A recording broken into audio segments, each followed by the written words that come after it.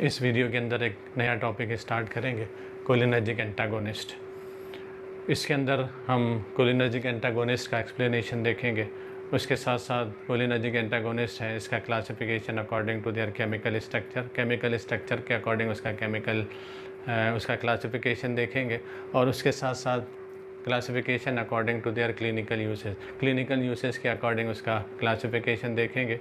इसके साथ इसमें जो इम्पोर्टेंट ड्रग्स हैं जैसे एट्रोपिन है, बाइपेरिडीन है, इसका स्ट्रक्चर है, इसका केमिकल नेम है, इसके प्रॉपर्टीज़ हैं, इसके ऑफिशियल प्रिपरेशन है, ये हम इस वीडियो में कवर करेंगे। इसके साथ साथ हायोसिन का यूजेज़ है, प्रोपेंथैलिन के यूजेज़ है, वो भी इस वीडियो के अंदर कवर करेंगे। तो यहाँ जो कोलिनर्जिक एंटागोनिस्ट है, हम सिंपल वे में बोल सकते हैं कि कोलिनर्जिक एंटागोनिस्ट वो ड्रग है जो एसिटाइल कोलिन की एक्शन को कोलिनर्जिक रिसेप्टर पर ब्लॉक करते हैं।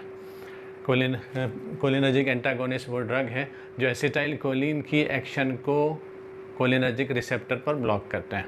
इसके लिए अलग अलग टर्म्स हैं, पैरासिम्पैथोलाइटिक भी, कोलिनर्जिक ब्लॉकिंग एजेंट भी ये। और क्योंकि ये जो स्पेशली ये ड्रग जो है वो अल्सर के ट्रीटमेंट में यूज़ करते हैं, एंटी अल्सर ड्रग भी ये वर्ड भी इसमें यूज़ हुआ है।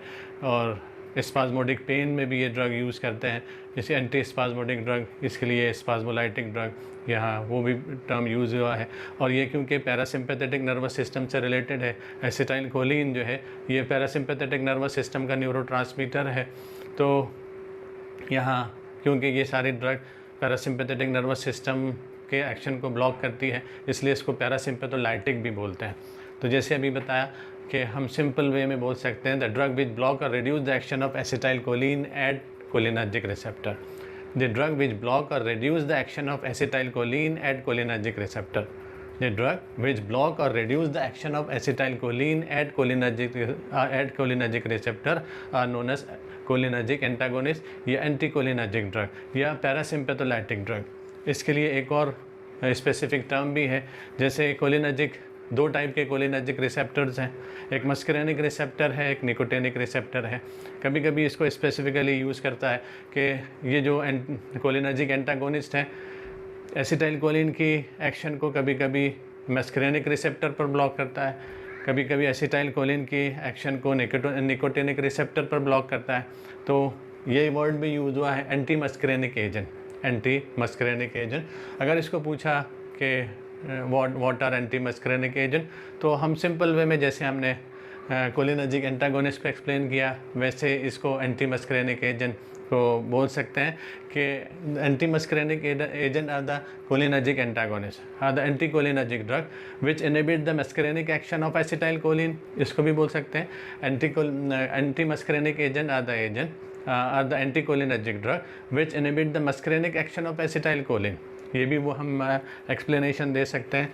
या जैसे हमने कोलिनर्जिक एंटागोनिस्ट का एक्सप्लेनेशन दिया, these are the cholinergic antagonist which block the action of acetyl choline at muscarinic receptor, which block the action of acetyl choline at muscarinic receptor. Specifically यहाँ पर मस्करेनिक रिसेप्टर पर block करने वाले जो drug है, muscarinic receptor पर acetyl choline की action को ब्लॉक करने वाले agent anti muscarinic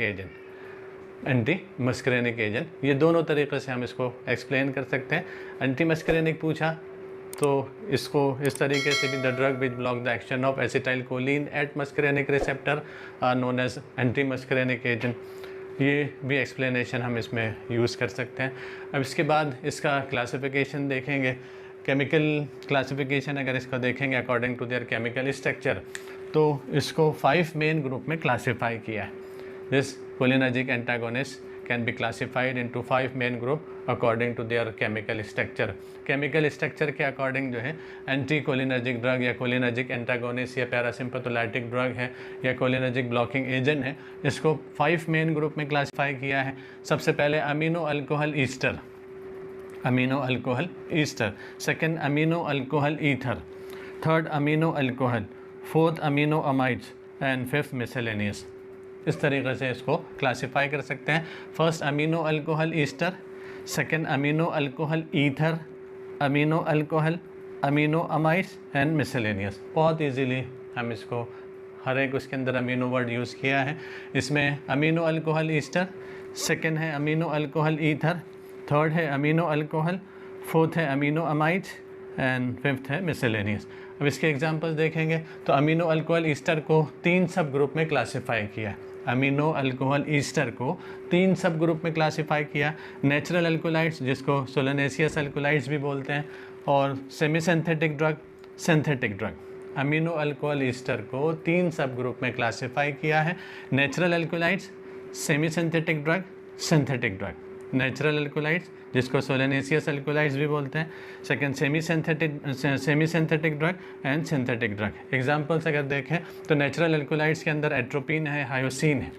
natural alkaloids में एग्जांपल जो है हम लिख सकते हैं, एट्रोपिन है, हायोसिन है। सेमी सिंथेटिक में होमेट्रोपिन है। ऐसे ही सिंथेटिक ड्रग में प्रोपेंथेलिन है। अमीनो अल्कोहल ईथर में बेंजोट्रोपिन है। अमीनो अल्कोहल ईथर में बेंजोट्रोपिन है। अमीनो अल्कोहल्स में बाइपिरिडीन है। अमीनो अमाइड्स में ट्रोपिकेमाइड्स है, ट्रोपिकेमाइड्स है। मिसलेनियस में डाइसाइक्लोमीन है, साइक्लोपेंटोलेट है, प्रोसाइक्लिडीन। मिसलेनियस में डाइसाइक्लोमीन, साइक्लोपेंटोलेट एंड प्रोसाइक्लिडीन। ये हम एग्जांपल्स के साथ इसको लिख सकते हैं। अब इसी का एग्जांपल जो है अकॉर्डिंग टू देयर केमिकल और क्लिनिकल यूसेज, क्लिनिकल यूसेज के अकॉर्डिंग, जैसे यहाँ लिखा है क्लिनिकल यूसेज के अकॉर्डिंग उसका क्लासिफिकेशन यहाँ मेंशन किया है कि क्या क्या क्या इसके यूजेस है। यूजेस के अकॉर्डिंग उसका क्लासिफिकेशन लिखा है कि यूजेस में एक, क्योंकि जो है एसिटाइल कोलिन और कोलिनर्जिक ड्रग जो है वो ग्लैंड्स के सिक्रीशन को और दूसरे सिक्रीशन को इंक्रीज़ करता है। ख़ास तौर से स्टमक में एसिड के सिक्रीशन को इंक्रीज़ करता है, सलाइवरी सिक्रीशन को इंक्रीज़ करता है। तो एसिड के सिक्रीशन अगर इंक्रीज़ होता है जिसकी वजह से हाइपर एसिडिटी होती है और अल्सर फॉर्म हो जाता है। पेप्टिक अल्सर है, डियोडिनल अल्सर है, जिसको गैस्ट्रिक अल्सर भी बोल सकते हैं। तो उसके ये जो ड्रग है, क्योंकि एसिटाइल कोलिन के कॉन्सेंट्रेशन के बढ़ने की वजह से स्टमक के अंदर एसिड का सिक्रीशन बढ़ रहा है, तो ये जो है एसिटाइल कोलिन की एक्शन को ब्लॉक करेगी, यानी सिक्रीशन को, एसिड के सिक्रीशन को कम करेगी। और अल्सर्स के ट्रीटमेंट में हम जिसको यूज़ कर सकते हैं, तो क्लिनिकल यूसेज के according anti ulcer drug, anti ulcer drug. Spasmodic pain के अंदर ये यूज़ होता है, तो एंटी स्पाज्मोडिक ड्रग। माइड्रियाटिक या साइक्लोप्लेजिक ड्रग। ऐसे ही anti Parkinson's drug, anti Parkinson's drug parkinsonism में जिसको यूज़ करते हैं। तो यूसेस के अकॉर्डिंग इसको हम क्लासिफाई कर सकते हैं। Anti ulcer drug, anti spasmodic drug, mydriatics है, साइक्लोप्लेजिक जिसको बोल सकते हैं, और इसके अंदर एंटी पार्किंसंस ड्रग है। एग्जांपल्स में एंटी अल्सर में इसमें क्लाइडीनियम ट्रोपिकेमाइड, क्लाइडीनियम है, ट्रोपिकेमाइड है। एंटी स्पाज्मोडिक के अंदर एट्रोपिन है, हायोसिन है, डाइसाइक्लोमीन है। माइड्रियाटिक्स के अंदर में ट्रोपिकेमाइड है, साइक्लोपेंटोलेट है। एंटी पार्किंसंस के अंदर बेंजोट्रोपिन है, बाइपिरिडीन है, प्रोपेंथेलिन है। ये एंटी अल्सर के अंदर में क्लाइडीनियम है, ट्रोपिकेमाइड है। Anti spasmodic atropine, hyoscine, dicyclomine. Hyoscine जो मार्केट का प्रिपरेशन है, पहले बस्कोपैन के नाम से आता था, बस्कोग्यास के नाम से। डाइसाइक्लोमीन है जो साइक्लोपाम एक टैबलेट आती है उसके अंदर, उसका एक्टिव कॉन्स्टिट्यूएंट है। तो ये एंटी स्पाज्मोडिक है। माइड्रियाटिक के अंदर में ट्रोपिकेमाइड है, साइक्लोपेंटोलेट है। एंटी पार्किंसंस ड्रग के अंदर बेंजोट्रोपिन है, बाइपिरिडीन है, प्रोपेंथेलिन है।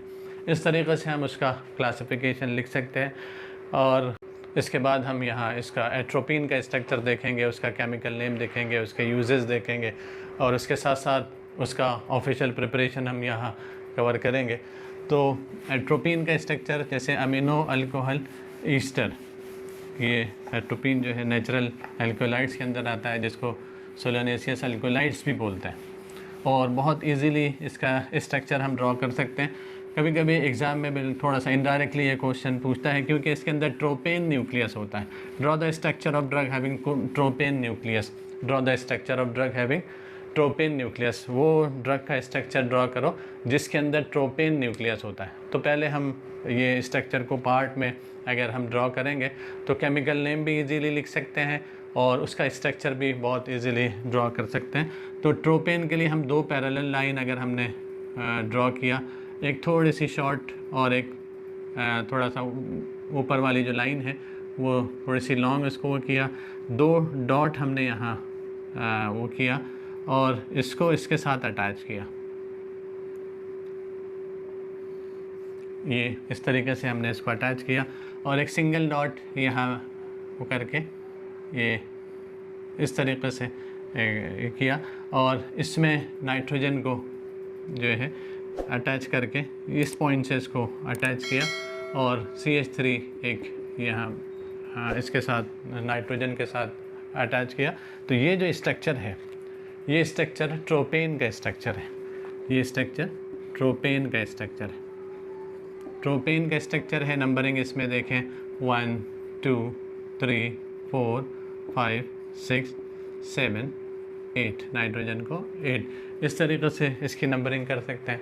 और दूसरे तरीक़े से सिंपल वे में भी इसका स्ट्रक्चर ड्रॉ कर सकते हैं। जैसे ये 2 कार्बन है और इसके साथ ये यहाँ ये कार्बन है, इसके बीच में ये नाइट्रोजन है, ये अटैचमेंट इसको शो किया और यहाँ जैसे ये 3rd नंबर पोजीशन पे कार्बन है तो इसको इस तरीके से ड्रॉ किया। अब इसकी वैलेंसी के अकॉर्डिंग हाइड्रोजन एटम अटैच करेंगे, CH2 CH CH2 CH2 CH2 CH CH2 ये, और इसके साथ जो है CH3 1 2 नंबरिंग 3 4 5 6 7 8। तो जो भी ईजी वे में हम, ये ट्रोपेन का स्ट्रक्चर है। एक्चुअली ये जो orientation of atoms in the space जिसको कन्फर्मेशन बोलते हैं, तो ये बोट की जैसा कन्फर्मेशन है। जैसे नाव होती है, कश्ती होती है, कश्ती को अगर उल्टा हमने रख दिया और इसको ये अगर ऊपर, ये जो बॉन्डिंग है इसको ऊपर कर दिया तो वो चेयर कन्फर्मेशन बन जाएगा, आराम की जो चेयर होती है। तो ये बोट कन्फर्मेशन है। तो बोट कन्फर्मेशन के अकॉर्डिंग, चेयर कन्फर्मेशन के अकॉर्डिंग, या सिंपल वे में इस तरीक़े से भी हम इसको ड्रॉ कर सकते हैं। तो ये ट्रोपेन का स्ट्रक्चर है। एक और स्ट्रक्चर इसमें जो है यहाँ हम उसको बना सकते हैं जो ट्रोपेन के साथ अटैच है। ट्रोपेन के साथ अटैच है, उसमें जो ग्रुप है, एक तो ये है CH3, अगर इसको हम देखेंगे CH2 COOH, CH3 CH2 COOH, ये कार्बोक्सिलिक एसिड है। इसका केमिकल, क्योंकि इसके अंदर 3 कार्बन है, 1 2 3 3 कार्बन है, तो ये हो जाएगा प्रोपेनोइक एसिड, प्रोपेनोइक एसिड। अब इससे हमको एसिड से ईस्टर फॉर्म करना है, एसिड से ईस्टर। तो यहाँ इसको रिप्लेस करके कोई अगर अल्किल ग्रुप अटैच कर दिया तो ये ईस्टर बन जाएगा। और इसका जो नेम होगा, नेम के अंदर थोड़ा सा माइनर चेंज आएंगे कि नेम ऑफ अल्किल ग्रुप ये प्रीफिक्स में लिखेंगे हम, जो अल्किल ग्रुप अटैच हुआ है उसका नाम प्रीफिक्स में लिखेंगे और IC एसिड को रिप्लेस करके ATE लिखेंगे। अगर ये अल्किल है तो अल्किल प्रोपेनोएट, ये हो जाएगा अल्किल प्रोपेनोएट। ये IC एसिड को रिप्लेस करके तो ये ईस्टर का नोमेनक्लेचर हो जाएगा IUPAC सिस्टम के अकॉर्डिंग में। तो इस तरीके से इसका नाम है। तो इसी को फॉलो करते हुए हम एक छोटा सा स्ट्रक्चर यहाँ ड्रॉ करेंगे। ये प्रोपेनोइक एसिड है, प्रोपेनोइक एसिड है, यहाँ H है। इसमें यहाँ पर इसको एक जो है फेनिल ग्रुप अगर हमने अटैच कर दिया, यहाँ फेनिल ग्रुप अटैच किया, यहाँ फेनिल ग्रुप अटैच किया, इसके 2nd पोजीशन पे फेनिल ग्रुप अटैच किया और यहाँ एक हाइड्रोजन कम करके यहाँ OH ग्रुप अटैच किया। तो यहाँ 3 हाइड्रोक्सी 2 फेनिल प्रोपेनोइक एसिड, ये हो जाएगा 3 हाइड्रोक्सी 2 फेनिल प्रोपेनोइक एसिड। इसको इस तरीके से भी इसका स्ट्रक्चर ड्रॉ कर सकते हैं कि हमने पहले जो फेनिल ग्रुप अटैच किया, ये फेनिल ग्रुप है, इसके बाद ये CH है यहाँ, क्योंकि वैलेंसी ये हो जाएगी CH है, COOH है और यहाँ CH2OH। इस तरीके से भी ये स्ट्रक्चर हम ड्रॉ कर सकते हैं। ऐसा स्ट्रक्चर है, ये ऐसा जो भी शेप है लेकिन उसका स्ट्रक्चर सेम होना चाहिए। तो ये अगर नंबरिंग करेंगे, जैसे इसको 1 2 3, तो इसको 1 2 3, 3rd पोजीशन पे हाइड्रोक्सी ग्रुप है, 2nd पोजीशन पे फिनाइल है। तो 2 phenyl 2 hydroxy 3 hydroxy 2 phenyl propanoic acid हो गया। इसका जो नेम है ये ट्रोपिक एसिड है, इसका कॉमन नेम जो है वो ट्रोपिक एसिड है, इसका कॉमन नेम ट्रोपिक एसिड है। ये ट्रोपिक एसिड को ऐसा ट्विस्ट किया ये ट्रोपिक एसिड को ऐसा इससे इस तरीके से ट्विस्ट करके और इसके जो है कार्बोक्सिलिक एसिड के हाइड्रोजन को रिप्लेस करके ट्रोपेन के साथ अटैच कर दिया, ट्रोपेन के साथ अटैच किया। तो अब इसी स्ट्रक्चर को हम इस तरीके से बना सकते हैं कि हमने ट्रोपिक एसिड को ट्विस्ट किया, ऐसा घुमाया, और उसको अगर घुमाया हमने तो ये हो जाएगा COOH, ये है, और यहाँ CH है, यहाँ CH2OH है, और ये यहाँ फिनिल ग्रुप अटैच है, ये है। तो ये सेम स्ट्रक्चर हो जाएगा, ये सेम स्ट्रक्चर जिसका नाम ट्रोपिक एसिड है, ये ट्रोपिक एसिड है। अब ये ट्रोपेन को अटैच कर दें, ये हाइड्रोजन को यहाँ से रिप्लेस करके इसको थर्ड पोजीशन से अटैच कर दें, थर्ड पोजीशन पे अटैच कर दिया। तो ये क्योंकि ट्रोपेन अपनी थर्ड पोजीशन से अटैच है तो इसकी एक नंबरिंग अगर हमने किया 1 2 3, तो ये अपनी थर्ड पोजीशन से अटैच है, तो ये हो जाएगा 3YL, ये 1-2- अगर किया तो 3-YL हो जाएगा, ट्रोपेन 3-YL। और IC एसिड को रिप्लेस करके, क्योंकि ईस्टर फॉर्म हुआ तो इसके लिए इसकी जगह 8 आ जाएगा, तो ये केमिकल नेम भी बहुत आसानी से लिख सकते हैं, ट्रोपेन 3YL ट्रोपेट, ट्रोपेन 3YL ट्रोपेट। ये स्ट्रक्चर जो है वो एट्रोपिन का स्ट्रक्चर है, ये स्ट्रक्चर एट्रोपिन का स्ट्रक्चर है जो बहुत इजीली हम ड्रॉ कर सकते हैं। ट्रोपेन न्यूक्लियस इसके अंदर है और ट्रोपिक एसिड से अटैच है, ये ट्रोपेन के साथ ईस्टर फॉर्म किया तो ये ट्रोपेट हो जाएगा, ट्रोपेन 3YL ट्रोपेट। ये केमिकल नेम के साथ हम उसका जो है इस तरीके से स्ट्रक्चर इजीली ड्रॉ कर सकते हैं, बहुत इजीली स्ट्रक्चर ड्रॉ कर सकते हैं, इसका केमिकल नेम लिख सकते हैं। और इसके बाद इसकी प्रॉपर्टी है, इसके यूजेस हैं, तो प्रॉपर्टी के अंदर हम इसको देख सकते हैं कि this atropine is occurs as colourless crystals, it occurs as colorless crystals or white crystalline powder. Atropine is occurs as colorless crystals or white crystalline powder, odorless with bitter taste. इसका test जो है बहुत ज़्यादा कड़वा होता है, bitter होता है। It is sparingly soluble in water. Water में sparingly soluble है but freely soluble in chloroform. And sulfate salt of atropine is soluble in water. वो जो इसका जो atropine का sulfate salt है ये वाटर में soluble होता है।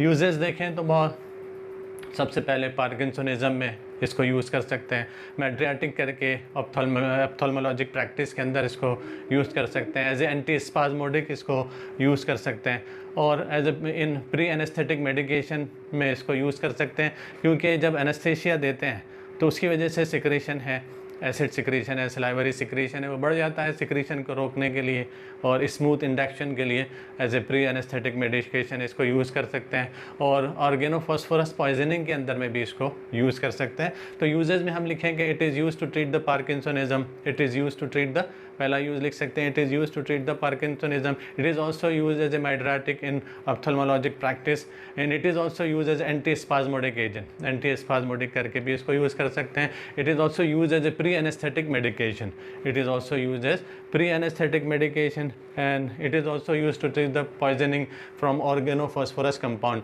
जो organophosphorus compound है उसकी poisoning को ट्रीटमेंट करने के लिए भी हम इसको यूज़ कर सकते हैं। इसके ऑफिशियल प्रिपरेशन अगर हम देखेंगे तो ऑफिशियल प्रिपरेशन में एट्रोपिन सल्फेट है, IP और USP का ऑफिशियल प्रोडक्ट है, एट्रोपिन सल्फेट आई ऑइंटमेंट है, एट्रोपिन सल्फेट इंजेक्शन है, एट्रोपिन सल्फेट टैबलेट है, एट्रोपिन मिथोनाइट्रेट IP का ऑफिशियल प्रोडक्ट है। ऐसे ही atropine sulphate ophthalmic solution form में भी इसको योता आई के एग्जामिनेशन में इसको यूज़ करते हैं।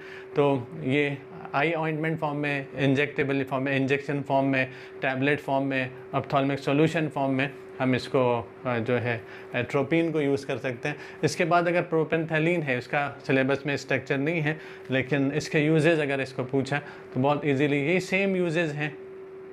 जो इसमें से स्पेसिफिक यूज़ है तो इसको लिख सकते हैं कि propantheline is use for the treatment of gastric and duodenal ulcer, duodenal ulcer, gastric ulcer के अंदर और डिओडिनल अल्सर के ट्रीटमेंट में इसको यूज़ कर सकते हैं। It is also use to treat the intestinal hyper motility, जो एब्डोमिनल क्रैम्प के अंदर में, इंटेस्टाइनल हाइपर मोटिलिटी के अंदर इसको यूज़ कर सकते हैं। It is also use to reduce the gastric secretion, ये तो नेचुरल है कि सिक्रीशन को ये रोकता है। And it is also use to control the excessive sweating and salivation. Excessive salivation होता है, सिक्रीशन बढ़ जाता है। एक ख़ास यूज़ इसका भी है, it is also use to treat the nocturnal enuresis in children. बच्चे जो हैं, छोटे बच्चे हैं जो रात में सोते हैं तो बिस्तर में यूरिन कर देते हैं, जिसको नॉक्टर्नल एन्यूरेसिस बोलते हैं, उसके ट्रीटमेंट में भी इसको प्रोपेंथैलिन को यूज़ कर सकते हैं। इसके ऑफिशियल प्रिपरेशन में प्रोपेंथैलिन ब्रोमाइड IP, BP, USP और प्रोपेंथैलिन टैबलेट BP, IP है। ऐसे ही प्रोपेंथैलिन ब्रोमाइड टैबलेट USP का ये ऑफिशियल प्रोडक्ट है। इसके बाद जो नेक्स्ट कंपाउंड है वो बाइपिरिडीन है। नेक्स्ट कंपाउंड जो है वो बाइपिरिडीन है। बाइपिरिडीन का स्ट्रक्चर भी हम बहुत आसानी से ड्रॉ कर सकते हैं। थोड़ा सा इसको अगर समझ लिया और उस पर जो ग्रुप अटैच है, ये जो ग्रुप्स अटैच हैं, तो वो ग्रुप को जैसे अभी मैंने अलग अलग ड्रॉ किया था। इसका सबसे पहले कोई भी स्ट्रक्चर ड्रॉ करते हैं तो पेरेंट ग्रुप कौन सा है जिसके सामने रखकर हम उसका बाकी ग्रुप को अटैच करके, पेरिफेरल ग्रुप को अटैच करके, उसकी नंबर की पोजीशन को आइडेंटिफाई करके और वो ग्रुप को आइडेंटिफाई करके इजीली उसका केमिकल नेम लिख सकते हैं। तो यहाँ अगर हम एक स्ट्रक्चर देखेंगे CH3, CH2, CH3, ये देखेंगे तो ये प्रोपेन है, 3 कार्बन है, तो ये प्रोपेन है। इसमें एक हाइड्रोजन को रिप्लेस किया और यहाँ OH ग्रुप अटैच किया, तो 1 प्रोपेन, ये अल्कोहल फॉर्म हो गया, तो ये प्रोपेन 1 ऑल हो जाएगा या 1 प्रोपेनॉल हो जाएगा, प्रोपेन 1 ऑल हो जाएगा या 1 प्रोपेनॉल हो जाएगा। और इसमें एक और हाइड्रोजन को रिप्लेस करके फिनाइल ग्रुप अटैच किया, एक और हाइड्रोजन को रिप्लेस किया, फिनाइल ग्रुप। इसके नंबरिंग अगर किया 1 2 3, तो 1 फिनाइल ये हो जाएगा 1 फिनाइल 1 प्रोपेनॉल। बहुत आसानी से ये स्ट्रक्चर है। इसमें एक हाइड्रोजन को और रिप्लेस किया, यहाँ एक हाइड्रोजन को रिप्लेस किया और एक ग्रुप है जो आसानी से हम ड्रॉ कर सकते हैं कि एक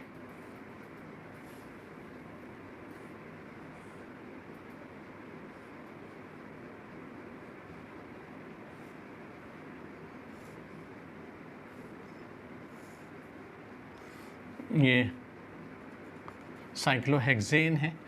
इसमें एक और कार्बन को अटैच करके, एक कार्बन और अटैच करके इसको लिखा। अगर इसको नंबरिंग करेंगे 1 2 3 4 5 6, तो ये जो ग्रुप है इसका नाम जो है नॉरबोर्नेन है,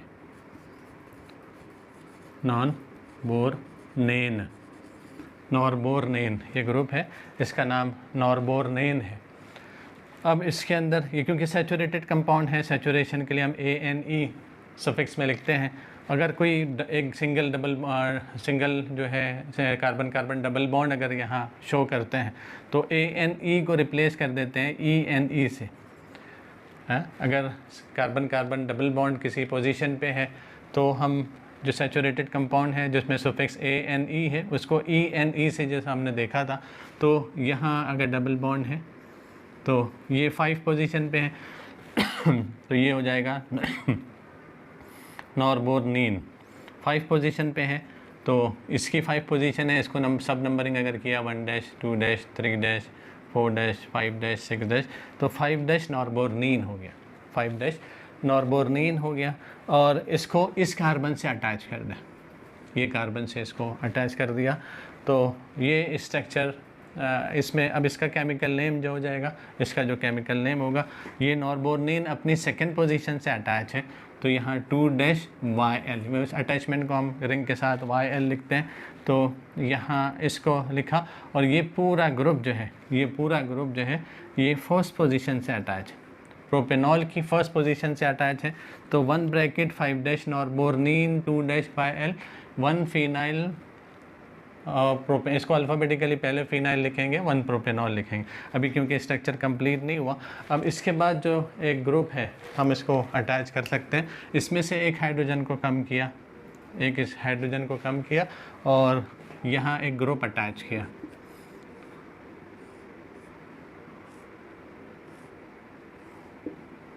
हाइड्रोसाइक्लिक सिस्टम, जिसका नाम जो है बायपिरिडीन है, जो थर्ड पोजीशन पे थर्ड पोजीशन पाइपरिडीन है, पाइपरिडीन के स्ट्रक्चर में पाइपरिडीन है, थर्ड पोजीशन पे पाइपरिडीन है। और ये पाइपरिडीन अपनी फर्स्ट पोजीशन से अगर नंबरिंग किया 1 double dash 2 double dash 3 double dash 4 double dash 5 double dash 6 double dash, ये पाइपरिडीन अपनी फर्स्ट पोजीशन से अटैच है, तो यहाँ 1 डबल डैश YL, ये पाइपरिडीन जो है प्रोपेनॉल की थर्ड पोजीशन से और अपनी फर्स्ट पोजीशन से प्रोपेनॉल से अटैच है। तो अब यहाँ पूरा केमिकल नेम, ये कंप्लीट स्ट्रक्चर बायपिरिडीन का हो गया। अब यहाँ इसका पूरा केमिकल नेम अल्फ़ाबेटिकल ऑर्डर में अरेंज करके हम लिख सकते हैं। तो यहाँ पर ये 1 ब्रैकेट 5 डैश नॉन-बोर्निल, ऐसे 1 phenyl 3 bracket piperidine 1 double dash YL 1 propanol, ये इसका स्ट्रक्चर हो जाएगा। इस तरीके से इसका स्ट्रक्चर आसानी से ड्रॉ कर सकते हैं, बहुत इजीली इसका स्ट्रक्चर ड्रॉ कर सकते हैं। ये यहाँ इसकी पोजीशन 7 होगी। तो ये कंप्लीट स्ट्रक्चर बायपिरिडीन का स्ट्रक्चर है। और इसकी अगर प्रॉपर्टी हम देखेंगे तो बहुत आसानी से इसकी प्रॉपर्टीज़ हम लिख सकते हैं। It is a white odourless crystalline powder, बोल सकते हैं biperiden as a white odourless crystalline powder, freely soluble in chloroform and methanol, methanol में और क्लोरोफॉर्म में फ्रीली सोल्यूबल है, and sparingly soluble in alcohol and practically insoluble in water, practically जो है water में इनसोल्यूबल है। यूजेस में जो है कि पार्किंसंस में इसको यूज़ कर सकते हैं, use to treat the all type of Parkinson disease है। It is a anti muscarinic agent and have a similar action to that of atropine. Atropine के जितने यूजेस हैं वो सारे यूजेस हम इसको यहाँ रिपीट कर सकते हैं, उसी कैटेगरी का यहाँ ये ड्रग है। और फिर इसके प्रिपरेशन देखेंगे तो बायपिरिडीन हाइड्रोक्लोराइड, बायपिरिडीन ये यूएसपी का प्रोडक्ट है। अभी बायपिरिडीन हाइड्रोक्लोराइड ये भी यूएसपी है।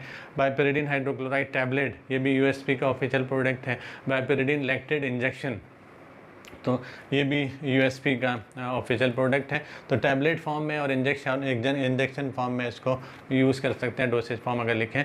इसके बाद एक ड्रग है हायोसिन, ये एंटी स्पाज्मोडिक कैटेगरी का और इसके में यूज़ होता है। बाकी यूजेस तो इसके सेम जैसे दूसरे कोलिनर्जिक एंटागोनिस्ट के हैं, वो सारे यूजेस भी हम यहाँ लिख सकते हैं।